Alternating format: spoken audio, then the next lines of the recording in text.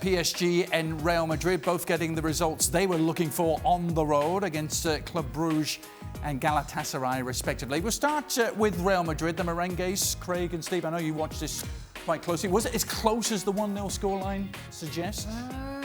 It was for quite a while. I mean, the worrying signs were early on before the Toni Kroos goal, which was set up by Eden Hazard, who cut in from the left side. By the way, it was a bit of a surprise. He didn't take it on himself and shoot, but he picked out Kroos. We think he was the intended target. But before that, prior to that, Galatasaray had three properly excellent chances. I mean, Real Madrid had one or two themselves, but the point is they were getting cut open.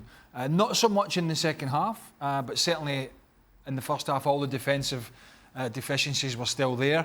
And if Galatasaray had been more clinical in the final third, this could have been a different story, certainly early on. It was a beautifully worked goal, Steve, with Benzema and Hazard combining and Kroos. Yeah, it was. I mean, initially I thought the ball from Hazard, he was looking for Benzema, but when you see the replay, no, he picks out Kroos. But, you know, I've got to say, I've been very critical of Courtois in goal over the last 12 months. And I think last week I said, when was the last time this guy made a save? Well, I'll tell you what, the chances Craig's talking about, he made 3 great saves. Because without those saves, this might have been a whole different game. Yes, by the end, Madrid deserved to win, but I'll tell you what, this could have been 4-3 or something like that. But they shaded it and deservedly so. I don't think there's any news that, you know, they are struggling in certain areas, particularly defensively. However, I don't think you can knock anybody, no matter how many times you've won the Champions League recently. When you go away from home into a place like Turkey to Galatasaray, you're under a little bit of pressure and you come away with the 3 points in the Champions League group stages. So, it's hard to knock that. Jules, how big a win was this for Real Madrid? Remember, they dropped points at home last time out against Bruges. It's a huge win for Zinedine Zidane, who was under so much pressure before the game. Reports in Spain even saying that he could be sacked, with Jose Mourinho waiting in the wing if there was not a good result, a positive result tonight in Galatasaray. So I think what Zidane wanted was not so much the performance and what was in the game, but just the win, the 3 points, and to move on. Certainly the win tonight has bought him a bit of time. I think the pressure will come back eventually, because I think there's still a lot of problems in that team collectively, but also individually.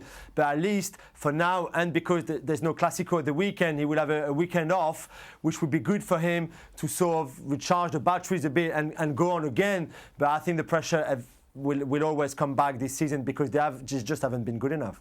Jules, staying in Bruges, great night for PSG. Icardi continuing his goal-scoring form, but the real story was the man who came off the bench, Kylian Mbappé. Yes, you're right. Incredible masterclass from Kylian Mbappé, coming on after 52 minutes and scoring a hat-trick, the 6th hat-trick already in his very young career. 3 goals in 31 minutes, one with his left foot, one with his head, and one with his right foot. He was just unstoppable. And when you think that he's 20, he's played 27 Champions League matches already in his career, has scored 16 goals and given 9 assists. That's 25 goals he's been involved in 27 matches.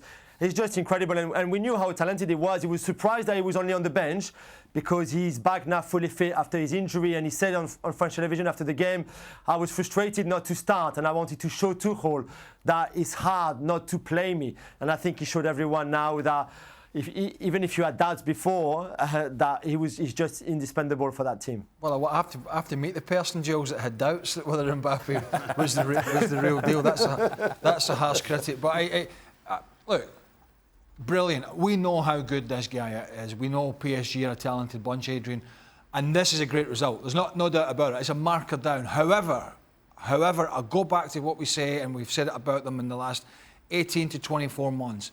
This is easy street for them, the group stages. It is absolutely.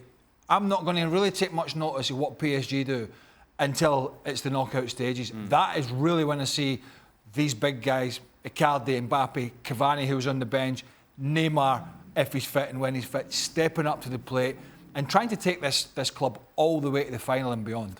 Jules, we mentioned Icardi's goals. Finally, is there a bit of a contest brewing with the Icardi and Cavani now?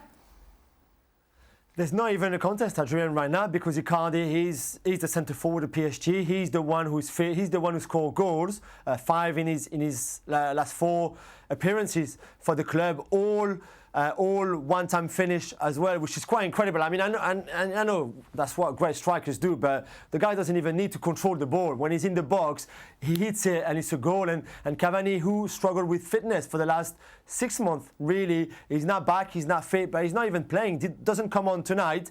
Didn't come on Friday night at the weekend at Nice in Liga either. And if you look at it right now, there's just no contest. Icardi is the number one and Cavani is somewhere on the bench, another option, because even when Icardi came off tonight, it's Mbappé who became the number 9 in the centre forward. Thanks so much for watching ESPN on YouTube. And for more sports highlights and analysis, be sure to download the ESPN app. And for premium content and live streaming, subscribe to ESPN Plus.